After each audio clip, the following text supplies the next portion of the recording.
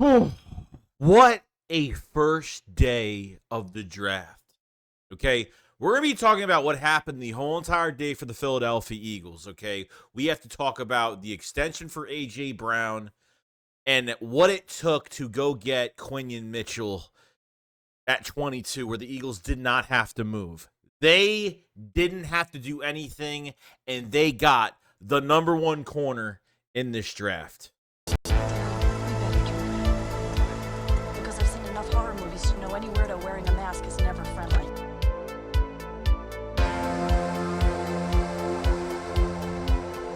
Yeah, what's going on, guys? I hope everyone's having a fantastic day today. So, holy crap, guys. This was just a crazy day. And I think this was one of those drafts, and really before the draft or pre-game before the draft, where we were streaming, and like there was just so much going on. The rumors were coming out, and not only did we sit waiting for this draft to talk about all the rumors that were going on, if the Eagles were trading up and how aggressive they were going to be, because the rumors were coming out like crazy, but A.J. Brown gets this extension out of nowhere. We heard a couple days ago that, there was very light talks from Howard-esque light talks on a possible extension, but didn't actually think it was going to happen at all. If this was last offseason, and you told me that A.J. Brown was going to sign an extension with Devontae Smith, I would have told you were crazy, because I figured Devontae Smith was just going to get as much money as possible. But because Devontae Smith is a class act,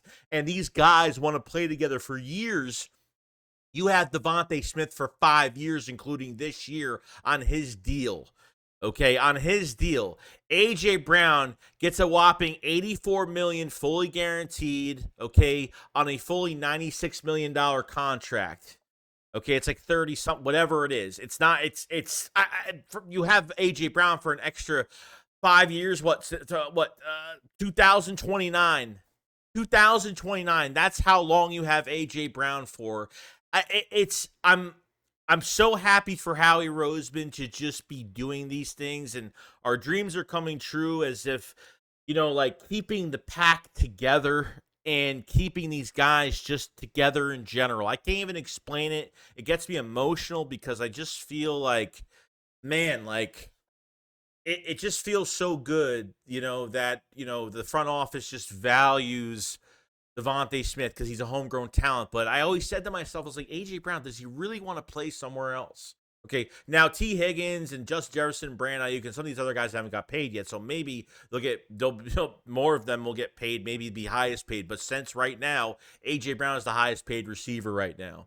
Yes, CeeDee Lamb isn't even signed yet. Probably the Cowboy fans are going crazy right now over this. But wow, it's just amazing to keep two of your top weapons in Philadelphia. I never thought this was going to happen. It was almost like impossible in my head. But after what that Devontae Smith contract, how it looked, it was almost not impossible. I can't even wait to see what the cap numbers are. It's probably going to cost absolutely nothing against the cap for the Eagles. And Howie Roseman is just a wizard when it comes to moving money around and spreading out the cap. The cap's going up $20 million next year, and obviously getting that big bunch of money back from the HaasonReddick trade, $14.5 million, which is crazy, man. To keep A.J. Brown in the building long-term, I figured he was going to reset the market in a couple years. We have him this year, next year he's a free agent, and now you have him till 2029. I mean, oh, man, I love this team, and I love this GM. Just fantastic offseason so far. Can't complain about it. And I thought this was the most funny part after this even happened. Oh, man, Devontae Smith is taking a shot at Dan Sileo on Twitter. I love it. I can't complain about it. I just love to make a man more miserable as Dan Sileo. It's fantastic. It's fantastic. So, I know these players listen. A lot of these players listen. They might not, maybe they are, we might not think they're not listening, but they are. Devontae Smith has known, and obviously has talked to A.J. Brown a million times about, obviously what's said behind the scenes. And trust me, since A.J. Brown has a new contract now, this specific individual will be talking about him for another 6 to 8 months down the road, because people just have no lives at this point. But other than that, I just, man, I love that they extended him. So great. And bear with me. This might be a long video, guys, because I kind of want to get through everything, from the draft and stuff like that. So, Howie Roseman obviously talked after the draft on the A.J. Brown situation, and this is what he had to say. So he said, we try to be proactive to keep this team together. He's a great player and captain of this team. He's had a phenomenal start of his career, still young. Keep that core group of that offensive players and still add to it. I love how not only you sign a bunch of free agents, but you locked up your left side of the line with Landon Dickerson and Jordan Mailata, and now you go and you lock up both your top receivers. What teams are doing this right now? What teams are doing this? It's insane. I love how Howie does think, man, and long term, I mean, Devontae Smith and AJ, it feels like a normal team where we're just not switching players every year. We're not giving up on players that play well here. When you play well here, you get rewarded. But that connection, that trio between Jalen Hurts, Devontae Smith, and AJ Brown, Howie wants to keep that in the building, okay, and doesn't want to add anything. Look, adding more weapons is great, but your core guys have got to stay together, and that's a fantastic thing, and proud of Howie for that. Now, the NFL draft. Man, as much as we love the A.J. Brown extension, there was just so many rumors going around the Eagles were going to trade up, okay, that we had to trade up for Dallas Turner and Quinyon Mitchell, and all this stuff was going on all day. But that wasn't the case. This was one of the most weird drafts I have ever been through because it was more of one-sided, okay? Till pick 14, it was tied for 6 quarterbacks drafted. I don't know what year this happened, but tied for 6 quarterbacks taken. All offensive players till pick 15. I mean, we were just sitting there like, what's going on? And the two weirdest things that happened, really, I think J.C. Latham went to 7 to the Titans, which I thought that was kind of a reach a little bit. And obviously the Falcons drafted a quarterback at 8 after signing Kirk Cousins to a big contract, and then finding out that Kirk Cousins wasn't told they were drafting a quarterback until literally the Falcons were on the clock. So I thought that was kind of weird. And then we kind of waited, and we kind of waited, and we saw that Latu, the first defensive player was taken off the board, was Latu at 15. The Seahawks took Byron Murphy at 16. At 17, the Vikings trade up to Jacksonville, and they ended up getting Dallas Turner.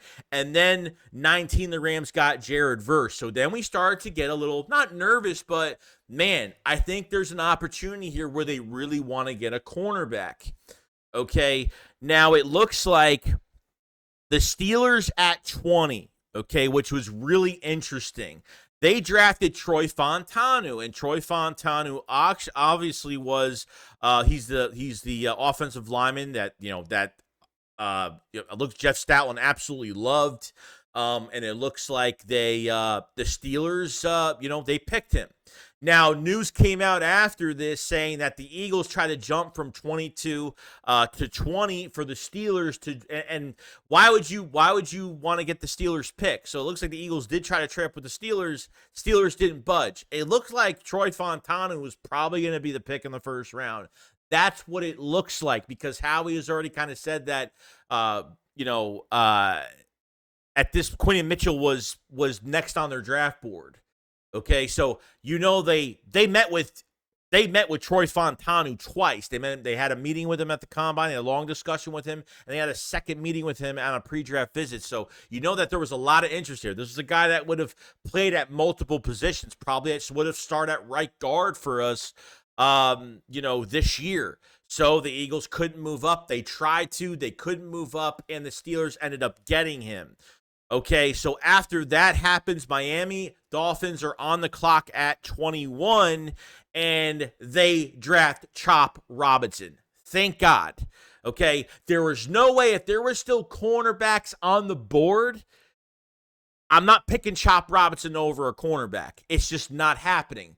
But then, right at pick 22, we're waiting. I'm saying to myself, is Howie going to break the mold? Is Howie Roseman going to break the mold, and follow this new philosophy now? Okay, doing things that he's not used to doing. Okay, going out and getting a running back in Saquon Barkley, you're paying $12 million.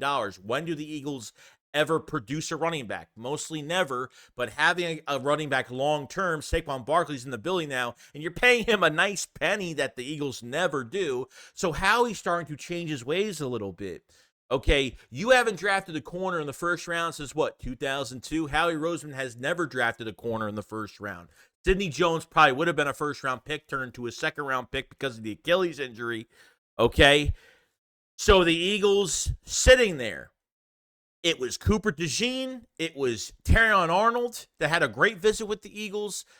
DeJean had a pre-draft visit with the Eagles, and obviously Quinyon Mitchell had a small meeting as well and really liked Philadelphia. Okay, the Eagles, another pick fell into their lap. Fell right into their lap, and they draft Quinyon Mitchell. Wow. I mean,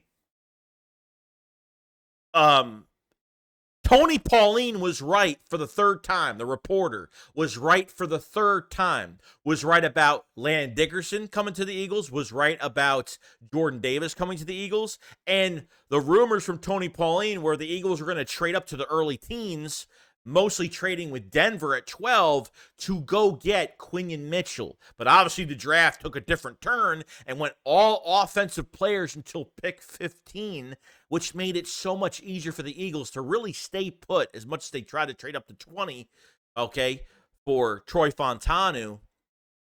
They did something that hit the history books, and they got a cornerback in the building. Okay, now Quinyon Mitchell. I know people were complaining, and this is overreaction from Eagle fans. People were complaining that he was upset when he got up and he didn't look like he was enthusiastic. There are people, like, in the draft, like, you're dealing with things all day. Your nervousness, like, some guys are just not going to go to start. I don't know what you expected him to do. Start crying all over the place. Some people just handle it differently. He was pent up. He was just so excited inside himself, keeping some of the emotions in. Okay, but not even 2 minutes later, he was crowd surfing on the Eagles fans. So don't stop with this crap on Twitter or X. Stop saying, that he looked upset. He don't want to get drafted by the Eagles and stuff like that. Okay, statistics for Quinyon Mitchell, what he's done for obviously people or fans in general that have no idea what he's done. He hasn't had a penalty. He's had he's only given up one penalty in 2 years, over 400 coverage snaps, not even allowing a touchdown. He ran the 4.33 at the combine. Only FBS player since 2000 with 4 picks and 2 pick sixes in one game. Start 40 straight games at Toledo. Can squat 555. I mean, everything is there with Quinyon Mitchell. Okay. This is a guy that left high school. Okay. This is a guy that went from high school, was in a gray area, had some issues coming out of high school. Toledo took a chance on Quinyon Mitchell. Okay. He could have went through the transfer portal. He could have transferred to another school, but he didn't because he had loyalty to the school that gave him the chance, and he stayed there. There hasn't been a first-round pick from Toledo in 30 years. That's how long it's been. You're getting a guy that has one of the most hardest work ethics, and trust me, the one thing that does make me nervous about Quinyon Mitchell is obviously it's not a big school. Okay, a lot of Eagle fans are like, I would have took Arnold over Quinyon Mitchell. Quinyon Mitchell was the top corner. Okay, Mel Kiper's top corner was Cooper DeJean, and he wasn't even drafted on the first night. So his list made absolutely no sense to me. Okay, Quinyon Mitchell is instinctive. Okay, guy likes to jump in front of the route, reads the quarterback's eyes well. His Senior Bowl was absolutely amazing. Was covering every type of receiver, big receivers, some of these small receivers. He was doing such a good job. And that was the first guy I actually covered in the beginning. I was like, man, and he's very handsy. He's a physical. He's a little bit of a bigger body, so you're not going to have that little, that small frame like Nate Wiggins and some of these other guys. He's perfect size at cornerback. He might bulk up just a little bit more. Okay. Probably will wear 27 for the Eagles. Last player to wear that was Malcolm Jenkins. You're going to get a guy that is going to he's got that I'm going to prove to you type attitude. Okay. Some people say he reminds a lot of people like Sauce Gardner. The Eagles liked his coverage ability at the Senior Bowl. They liked his metrics. I like this kid a lot. I honestly did not care if it was between Quinyon Mitchell, Cooper DeJean, or Taron Arnold. I liked all these picks. I didn't mind him at all. It just made me more excited because not just because Howie drafted the corner in the first round, but finally, you're not just gonna. At the end of the day, like Slay and Bradbury are probably leaving after this year. And what I have to really respect too from Big Play Slay, because he did have some things to say on this pick. Some fan questioned him saying, "Oh, someone's coming for your job, big bro," and he was like, "Hope so. I'm here to make sure he's ready to go when my time is up." And that's a great thing to say. That's a fantastic thing to say. I haven't been a big fan of Slay since all his comments on his podcast last year and the way he was talking about how he's not tackling a certain way. And you know what my issues with Slay from last year and the mental standpoint. But to get Quinyon Mitchell with Darius Slay, have him learn from a vet, at least for a year, is really going to put him on top. And that's fantastic. Okay, now, remember when I said, well, what happens when you draft Quinyon Mitchell or one of these corners besides Cooper DeJean, because he could go and move around to multiple positions? Okay, you're not redshirting this guy. I'm telling you right now, you are not doing that. If you do that, I will be pissed. I will be beyond pissed off. There is no way that Bradbury is going to start over Quinyon Mitchell. You're not redshirting a corner. You're not redshirting a first-round pick, especially. And this is the one thing I'm tired of. Because I said this. You draft a corner in the first round. Ringo's going to take a back seat. Eli Ricks is going to take a back seat. Isaiah Rodgers is coming back. You are perfect at depth right now. You have a lot of youth behind your your two starting aging cornerbacks right now. This is something that, and the only thing I question with the Eagles is producing players, and then they leave, and they're successful somewhere else, or get a big contract somewhere else. That's what annoys me.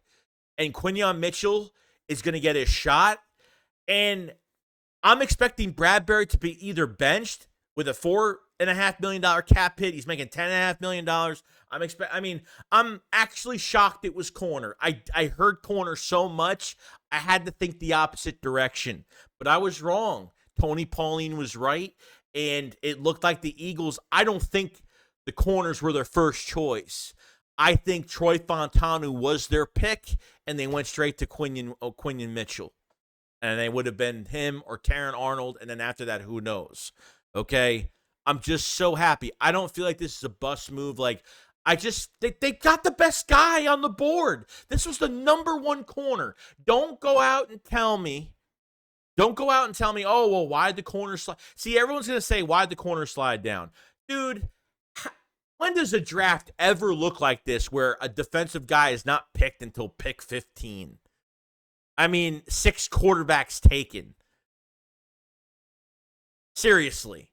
It's mind-boggling. Mind-boggling. See, last year was different because you had the 10th overall pick and you moved up a spot. So I get it. You drafted Jalen Carter in the top 10.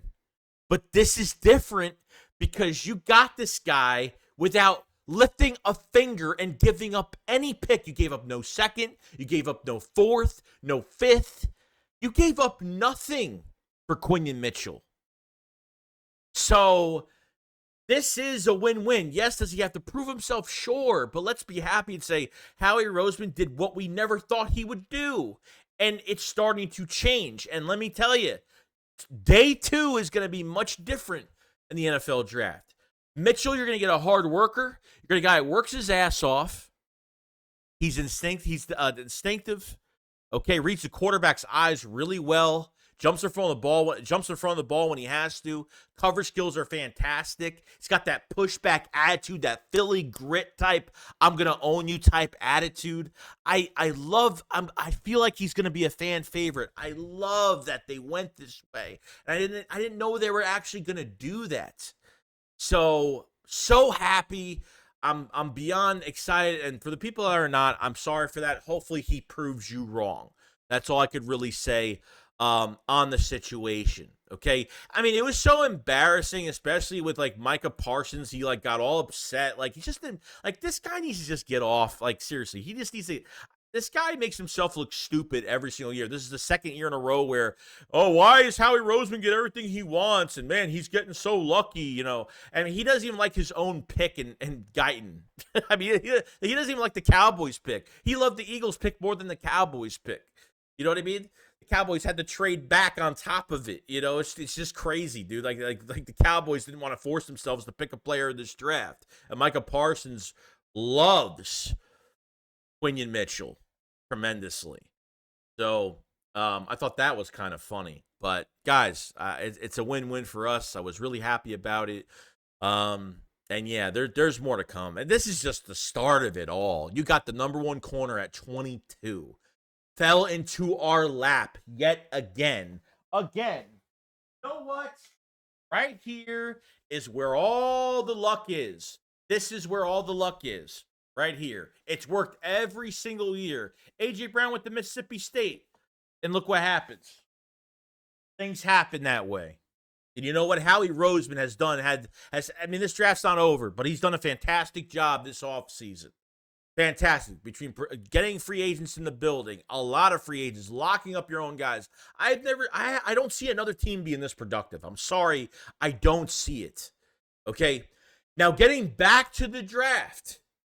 Now, day 2 is going to be interesting. Okay.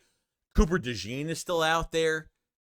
Tyler Nubin, Kitchens, Bullard, Colson from Michigan. You have like 4 I mean, seriously, linebacker-wise, safeties. I mean, Egrin Cooper has got to be high on that list in the second round. Do they still want Cooper Beebe or Zinter in the second round on day 2? I mean, there's value in safety, value in linebacker, Trotter Jr., Colson. I mean, oh my God. I mean, there is so much talent. Ladd McConkey. I mean, Adonai Mitchell. Are the Eagles going to get a number 3 receiver within the next few rounds? A couple rounds. I mean, there is a lot left, man. There's a lot left. They can improve the secondary even more. I mean, Fangio can get what he needs for this defense, and we're not even done yet. Not even close to done yet. So day 2 is going to be as exciting as day 1 because, like I said, the Eagles have 50 and 53. They have to be aggressive. They have to, and it's great because the first round, they didn't have to lift a finger for anything. Now they have a chance to move up in this draft aggressively in the second round. Okay, you're 17 picks ahead. You got time to aggressively move up and go get somebody. And yes, a linebacker is on my list right now. Right now. This is an A+ draft so far. In that second round, those 2 picks have got to be starters. They have got to be guys that are going to play right now. And that's where I stand with the first round so far. Talk a little bit into the second round. Obviously, some of the players are left over. But other than that, guys, that's pretty much it. Sorry about the long video. Kind of want to go into depth with everything. A.J. Brown extension. Oh, love it. Love it. Quinyon Mitchell. Love it. Love it. I hope you guys are happy because I am. Howie Roseman is changing. Howie Roseman is doing things his way, finally. And man, does it look just amazing. And I hope we have the right coaching staff for it because, wow.